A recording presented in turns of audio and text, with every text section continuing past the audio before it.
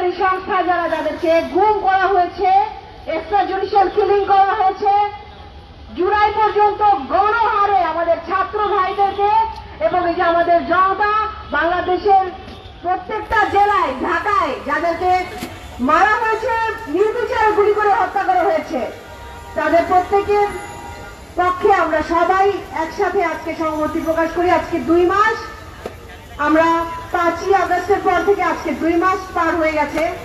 আমার মনে হয় অন্তর্বর্তীকালীন সরকার বা যেই ব্যবস্থা, তাদের প্রধান দায়িত্ব ছিল এই বিচারগুলোর ব্যবস্থা করা এবং আইনের প্রয়োগের ব্যবস্থা করার। যেখানে প্রথম ও প্রধান দায়িত্ব, সেখানে আমরা দেখতে পাচ্ছি একটা আইসিডি ট্রাইব্যুনালটাও সংগঠিত নয়, সেখানে কোনো বিচারপতি এখনো দেওয়া হয়নি, কোন গণতদন্ত কমিটি গঠন করা হয়নি প্রত্যেকটা বিচারের জন্য।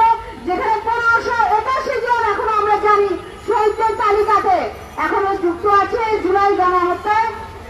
গত 25 দিনে 700 বেশি যে গুম হয়ে যাওয়া কেস, 2600 বেশি যারা এক্সট্রা জুডিশিয়াল কিলিংয়ের কেস, প্রত্যেকটা কেসে এখনো একটা তদন্ত আওতায় আনা হয়নি। গত 2 মাসে এই ব্যবস্থা কেন মন্থর? এই বিচার প্রক্রিয়া না আগানো প্রথম ও প্রধান দায়িত্ব যেটা দোষরদের শনাক্ত করা। যে আইন প্রয়োগকারী সংস্থা ইনলিগাল ভাবে এই প্রত্যেকটা ভাইদের জীবনের উপরে গুলি চালিয়েছে, তাদেরকে হত্যা করা হয়েছে, প্রত্যেককে তদন্তের আওতায় আনা এবং বিচার প্রক্রিয়া। আমরা আশা করেছিলাম গত 2 মাসে আমরা দেখতে পাবো যে অলরেডি কয়েকটা যুগান্তকারী বিচারের রায় আমরা পেয়ে গেছি। সেখানে আমরা এখনো দাঁড়িয়ে আছি, কেন কোনো তদন্ত কমিশন গঠন করা হলো না? 1481 না আসলে সংখ্যাটা শহীদদের।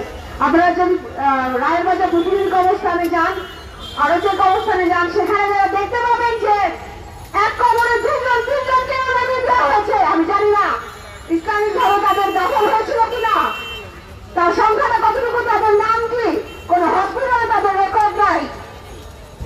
এই জায়গাগুলোতে আমার মনে হয় যে সরকারকে এই বৈষম্য বিরোধী ছাত্র আন্দোলনের পক্ষ থেকে আনা হয়েছে, এই ছাত্র জনতার বিপ্লব এবং এই গণহত্যার মাধ্যমে যে সরকারকে গঠন করা হয়েছে, তার প্রথম ও প্রধান দায়িত্ব এই বিচার নিশ্চিত করা।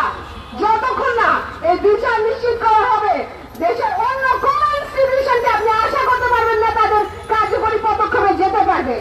আমরা আশা করব সরকার, ইন্ডিয়ান সরকার এবং যত আইন প্রয়োগকারী সংস্থা আছেন, যে কমিশন গুলো এখন গঠন করা হচ্ছে, আপনারা জানেন গুম তদন্ত ইনকোয়ারি সংক্রান্ত একটা কমিশন গঠন করা হয়েছে, বাট তারা দীর্ঘতি পদক্ষেপে আমরা আসলে অতটা আশা পাচ্ছি না। আমরা তাদের কাছ থেকে শুনতে চাই না তারা কোনো আলামত পাচ্ছেন না আয়নাঘরে ভিজিট করার পরে। আমরা যদি এটা বলি 1.5 মাস পরে বসে থেকে যে আমাদের জন্য এভিডেন্স গুলো তারা প্রোটেক্টেড করে রাখবে, এই আশা করাটা আসলে অনেক ভুল। আমরা যত তাড়াতাড়ি পদক্ষেপ নেব, কারণ আমাদের প্রত্যেকটা হত্যার বিচারের বাইরে, প্রত্যেকটা গুমের ঘটনার ভিতরে যে এভিডেন্স গুলো প্রোটেকশন করা, সেটা যদি অতি সত্তর আমরা না করি, আমরা জানি না আমাদের এই বিচারকে স্বচ্ছভাবে ন্যায়ভাবে আনতে পারবো কিনা বিচারের ফলাফলটা।